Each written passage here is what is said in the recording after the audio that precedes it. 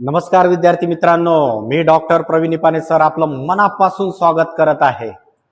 Police भरतीच्या विद्यार्थ्यांसाठी अत्यंत महत्त्वाची मोफत आणि मॅरेथॉन बॅच आपण घेऊन येत आहे। मराठी व्याकरण आणि प्रत्येक घटकावर त्यामध्ये PYQ घेतला जाईल। 5 मार्च 2026 ते 14 एप्रिल 2026 पर्यंत ती बॅच चालेल।